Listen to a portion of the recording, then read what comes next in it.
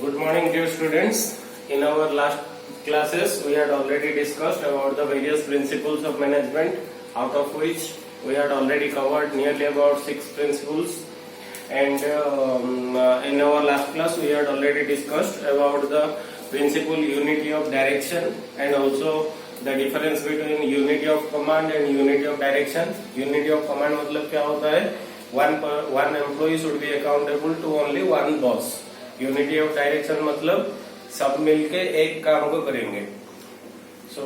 उसके बाद और एक प्रिंसिपल हम लोगों ने डिस्कस किया था, principle of subordination of individual interest to general interest. सबका मेन मोटिव क्या होना चाहिए? ऑर्गेनाइजेशनल ऑब्जेक्टिव को अचीव करना सबका मेन मोटिव होना चाहिए.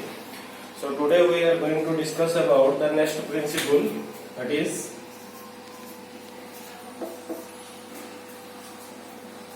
the seventh principle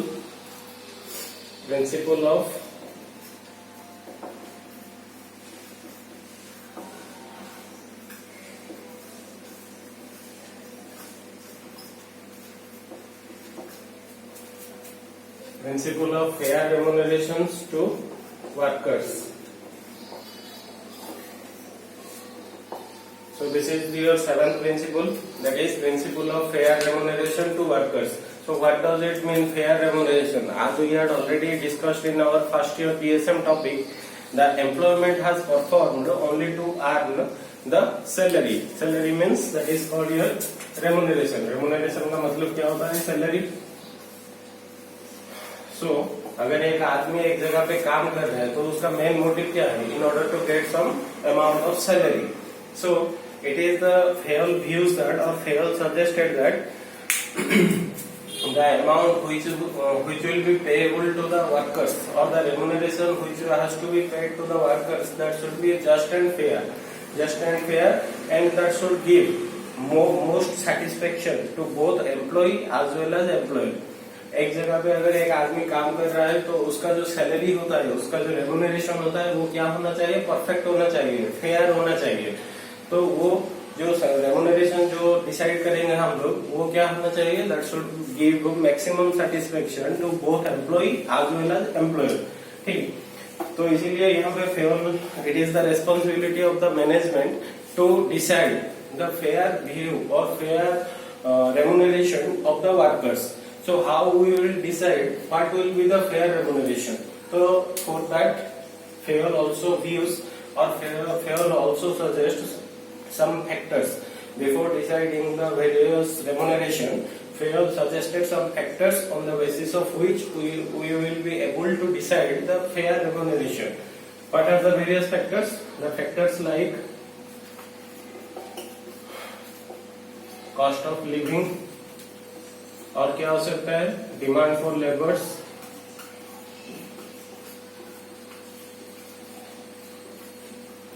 और क्या हो सकता है? जैसे कि इकोनॉमिक कंडीशन,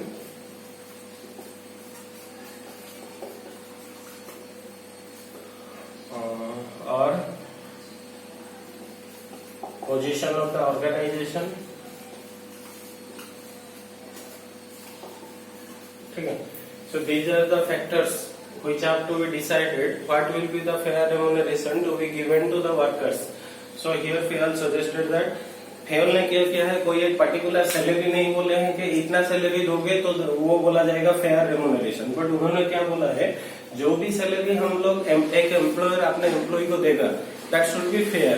फेयर मतलब दूसरे ऑर्गेनाइजेशन में कितना सैलरी दे रहे हैं, कॉस्ट ऑफ लिविंग कितना है, एक एरिया में मतलब रहने के लिए, चलने के लिए कितना पैसा चाहिए एक एम्प्लॉय को, डिमांड फॉर लेबर्स का डिमांड कितना है, एम्प्लॉय का वैल्यू कितना है, इकोनॉमिक कंडीशन क्या है बिजनेस का, then position of the organization में कितना प्रॉफिट हो रहा है, उसके हिसाब से वो लोग अपना जो रेमुनरेशन होगा उसको डिसाइड करेंगे. ठीक है.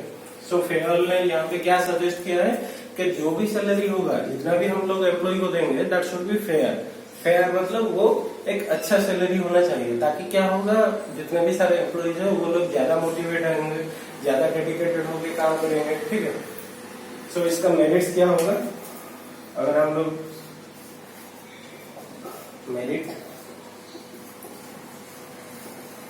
डिमेरिट, तो before merit and demerit, suppose मान लो कि अगर एक एग्जांपल में समझेंगे कि प्रिंसिपल ऑफ फेयर रेम्यूनरेशन क्या होता है, तो फेयर रेम्यूनरेशन का मतलब क्या होगा कि एक एग्जांपल अगर लेंगे, अगर बिजनेस में ज्यादा प्रॉफिट हो रहा है, तो ज्यादा प्रॉफिट हो रहा है, परचेज से सेल से ज्यादा प्रॉफिट हो रहा है, तो मैनेजमेंट का रिस्पॉन्सिबिलिटी क्या है कि वो प्रॉफिट में से थोड़ा पार्ट अगर वो लोग एम्प्लॉय में डिवाइड कर देंगे as a type of bonus और as a type of incentive, then the employees are working more, they are putting their 100% effort to earn profit. Okay, अगर ज्यादा प्रॉफिट हो रहा है तो उसमें से कुछ पार्ट अगर हम लोग एम्प्लॉय को दे देंगे तो वो ज्यादा एफर्ट, ज्यादा इफेक्टिवली काम करेंगे। ठीक है, तो उसका मेरिट क्या होगा? पहला मेरिट होगा मोटिवेटेड, देन सेकंड पॉइंट होगा क्या? कमिटमेंट। तो मोटिवेटेड मतलब क्या होगा? अगर एम्प्लॉय लोग ज्यादा मोटिवेटेड होकर काम करेंगे, if they are getting a good salary, then they are putting they will be more motivated to work और to achieve the organization goal. उसी तरह कमिटमेंट मतलब they are more committed towards their job, towards the organization. Commitment मतलब यहाँ पे क्या होगा?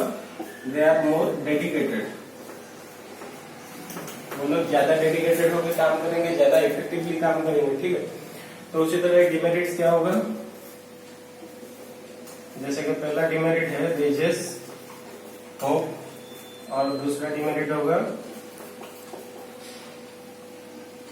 Cost increases.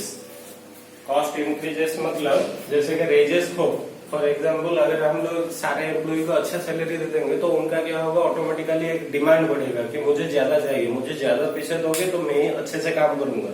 तो वहां पे क्या होगा? It will increase the hope of the employee, the demand of the employee will be automatically increases. Then the second one cost increases, if we are giving more salary to the employee then automatically the cost of the organization automatically increases.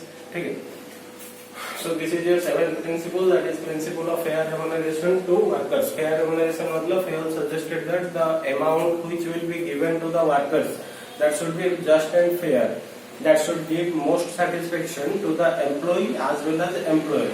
ठीक है, तो ये जो मतलब fair remuneration होता है वो किसके ऊपर डिपेंड करता है? There are some factors on the basis of which we will be decide what will be the fair remuneration amount.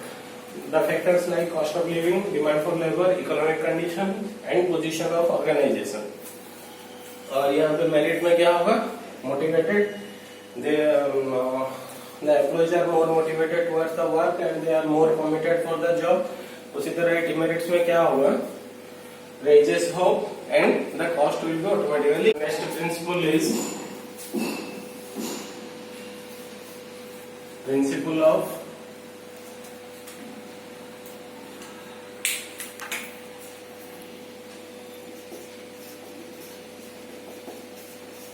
principle of effective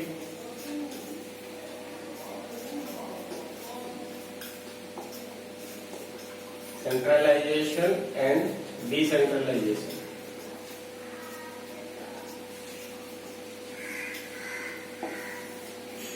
So the next principle is principle of effective centralization as well as decentralization. Here two words will come. First one is your centralization and second one is decentralization. So what does it mean of centralization? Centralization means the concentration of authority in the hands of few, or in the, we can say, the concentration of authority with the top level management. That is called centralization. And what does it mean decentralization? Decentralization means everything which will goes to increase the role of the subordinates, or everything which will goes to increase the role of the lower level management. That is called decentralization. So centralization means concentration with top level, and decentralization means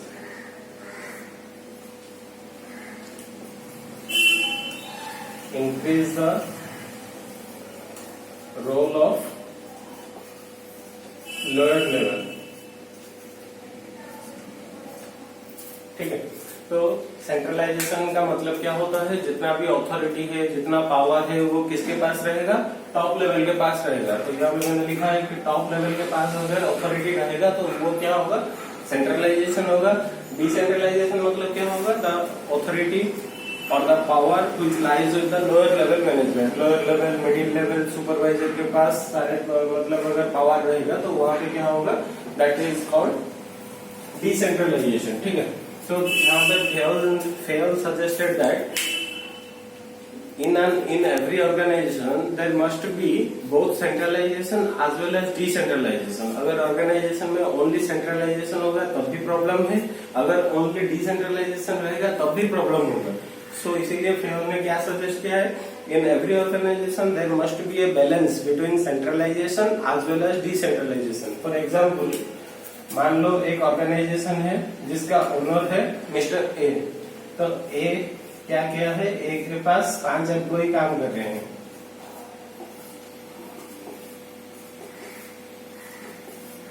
तो जो business का owner है उसके पास, ए business का owner हो गया, एक छोटा सा बिजनेस है ए का, सोल ट्रेडरशिप बिजनेस है।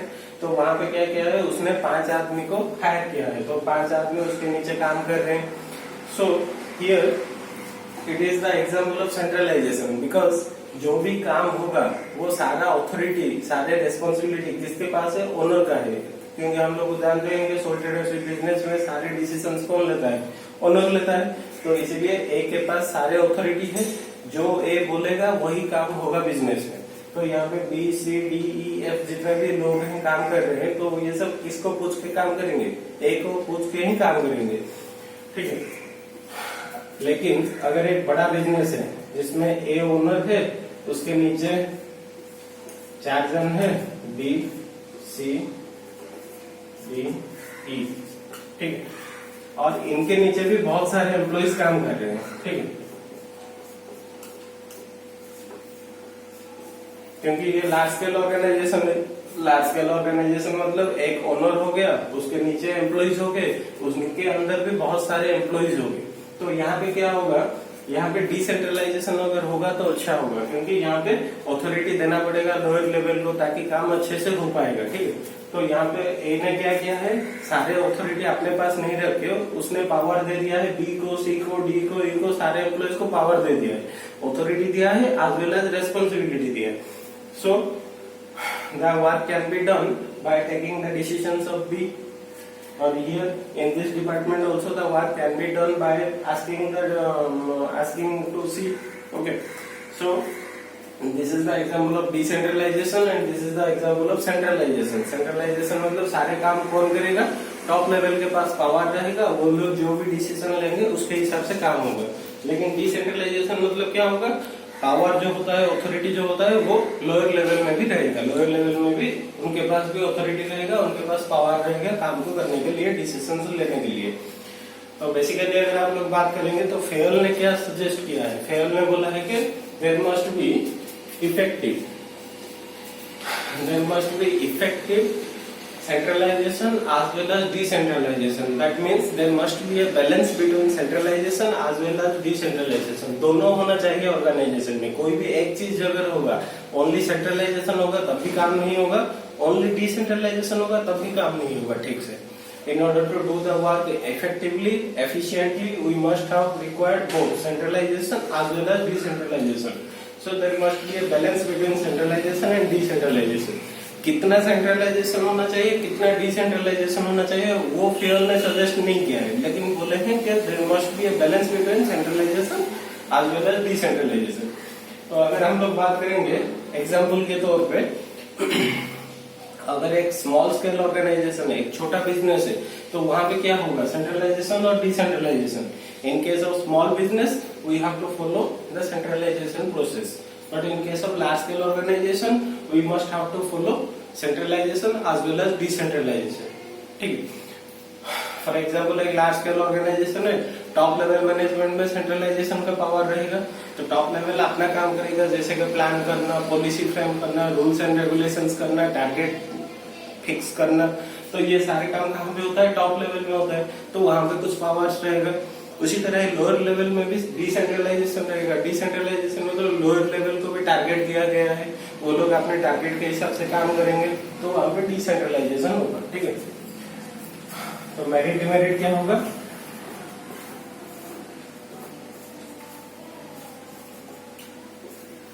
जैसे कि पहला मेरिट हो गया, तो ऑर्गेनाइजेशन में बोथ होगा। बोथ मतलब सेंट्रलाइजेशन होगा एज वेल एज डिसेंट्रलाइजेशन होगा, तो सारे काम क्या होगा, अच्छे से इफेक्टिवली हो पाएगा। अगर हम लोग बोथ सेंट्रलाइजेशन एंड डिसेंट्रलाइजेशन अगर मेंटेन करेंगे, that will help to do the work as per the plan. Okay,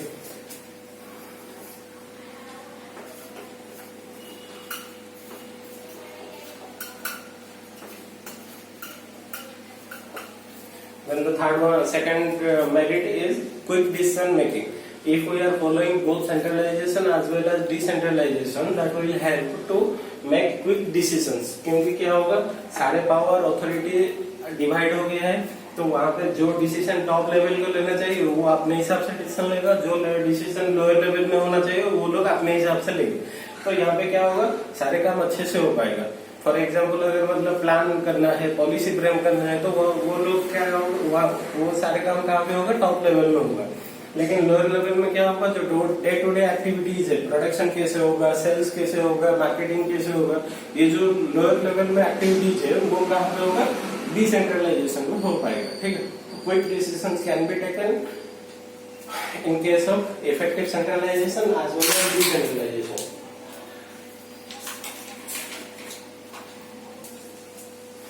So the demerits are a reason for confusion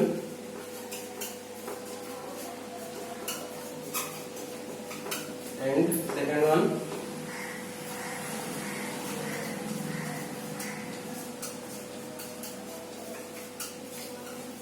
so these are the various demerits of this principle. That the first one is reason for confusion. Confusion क्यों होगा, क्योंकि decentralise हो जाएगा, बहुत सारे लोगों के पास power रहेगा, तो वहां पे क्या हो सकता है, कंफ्यूजन हो सकता है। उसी तरह misuse of authority. Misuse of authority मतलब क्योंकि हम लोग लोअर लेवल मैनेजमेंट को भी उनका मतलब अथॉरिटी दे रहे हैं, they can take the business decisions, तो वहां पे क्या हो सकता है, मिसयूज हो सकता है। ठीक है, अगर हम लोग ये प्रिंसिपल को फॉलो करेंगे तो वहां पे मिसयूज ऑफ अथॉरिटी हो सकता है। So this is all about your eighth principle, that is principle of effective centralization and decentralization. तो centralization मतलब क्या होता है, concentration of authority with the top level management. Decentralization मतलब everything which will goes to increase the position of the subordinates or the position of the lower level management, that is called decentralization. So Fayol suggested that there must be a balance. There must be a balance between centralization as well as decentralization. So जैसे if in case of a small scale organization we must have to follow centralization process, but in case of a large scale organization we have to follow the decentralization process. So the merit is both effective centralization भी रहेगा, decentralization भी रहेगा, तो काम अच्छे से हो पाएगा and also quick decisions can be taken. उसी तरह demerits क्या होगा, reason so there may be a confusion among the workers and misuse of authority, क्योंकि हम लोगों ने अथॉरिटी दे दी है दूसरे लोगों को, तो वहां भी क्या हो सकता है, मिसयूज ऑफ अथॉरिटी हो सकता है। So this is all about today's class. The seventh principle is principle of fair remuneration. Go through the notes and write down it in your DSM notebook. So principle of fair remuneration to workers. Fair remuneration मतलब कितना remuneration देना है, ये fair ने नहीं suggest किया है, 5,000, 10,000, 50,000 इतना बोल के नहीं बोले हैं, but the remuneration should be just and fair.